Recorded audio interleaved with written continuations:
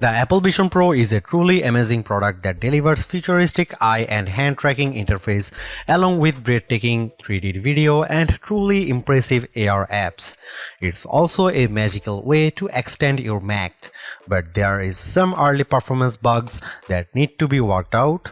The battery can get in the way and digital persona is a bit creepy and needs work.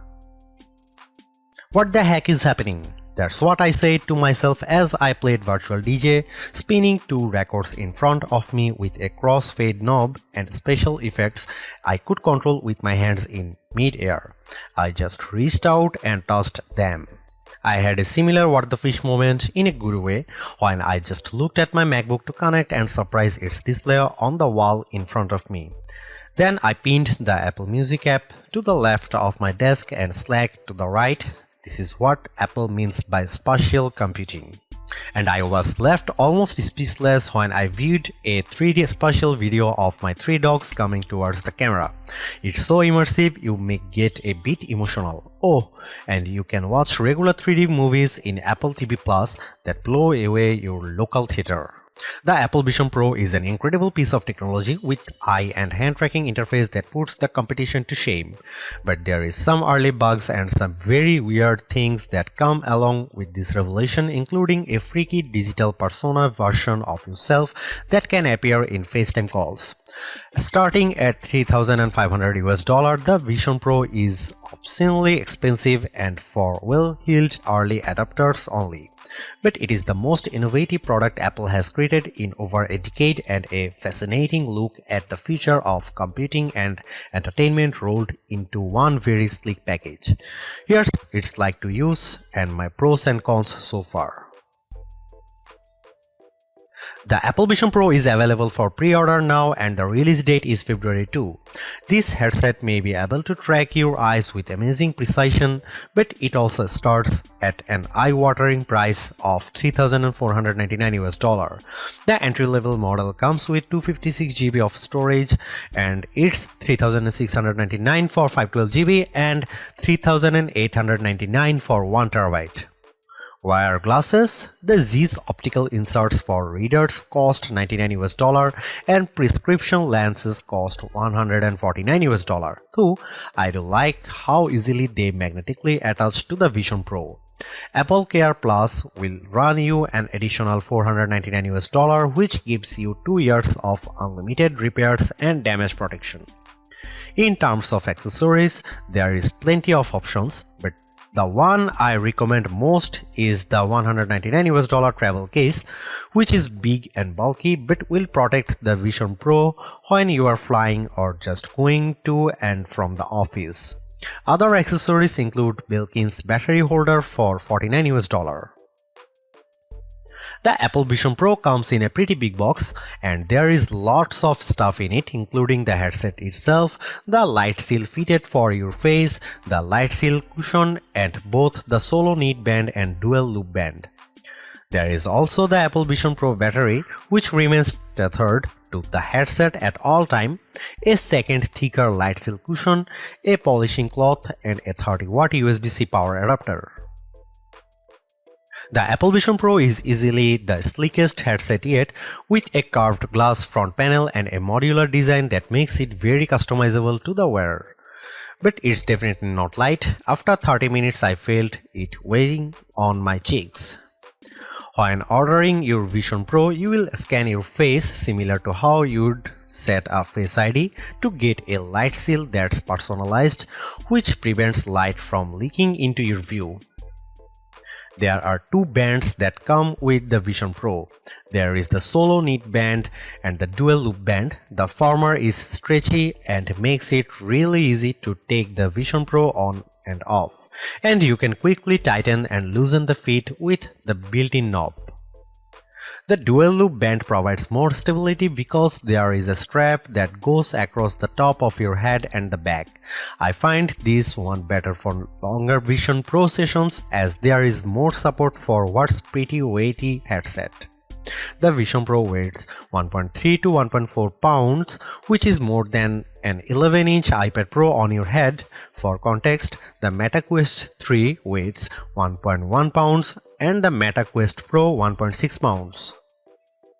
After wearing the Vision Pro on and off for several hours, I didn't find it uncomfortable to wear, but I did feel like taking periodic breaks because of the heft. I also get some light and red marks on my cheeks. The right side of the Vision Pro houses the digital crown, which brings up the home screen from wherever you are. Turning the crown dials up the immersion on whatever environment you are watching and also controls the volume. The button on the left side of the headset is a top button which you can use for capturing spatial photos and videos as well as confirming purchase. I really like how modular the Vision Pro design is. The light seal and the light seal cushion attached magnetically to the device, and it's easy to swap out the two band options by pulling on little orange tags. But I would say the magnetic connection could be a bit stronger. A couple times when picking up the Vision Pro, the light seal detached, so you are better off holding it by the metal and glass frame. The Apple Vision Pro feels revolutionary because of how easy it is to operate. There is no controllers to deal with. You just use your eyes to look at the element you want to select and then tap your thumb and index finger together to click. While setting up the Vision Pro, I immediately got accustomed to that input because you are walked through a calibration process that involves following a dot around the screen and selecting it. When you are greeted with a home screen of iOS-like icons that float in front of your view of the room you are in. Vision OS starts with your real-world view as the baseline because the Vision Pro wants to bring digital content to your environment instead of taking it over. And the video pass-through is very lifelike as the dedicated R1 chip is fast enough to stream images to the Vision Pro's micro OLED displays within 12 milliseconds. That's 8x faster than you blink. I had no problem walking from room to room of using my iPhone with the Vision Pro on, though the frame rate of my iPhone 14 Pro Max was a tad sluggish. As you stare around the home screen view and move your eyes from icon to icon, they light up ready to be selected. This is immensely satisfying, relaxing and easy to do because the Vision Pro has downward facing cameras that can track your hands in your lap. The eye tracking is so good, it's also used to authenticate you via optic ID, which measures your pupils for security. So think Face ID for your eyes. When it works well, but a couple of times during my testing it didn't work. And sometimes you need to enter your PIN code via a floating keypad to enable optic ID, which I found annoying. So what about gestures? You can easily scroll from left to right and up to down by pinching your fingers together and drag the direction you want to move. Zooming in on a photo or web page is as easy as pinching your fingers together with both hands and spreading them apart. It's Minority Report cool.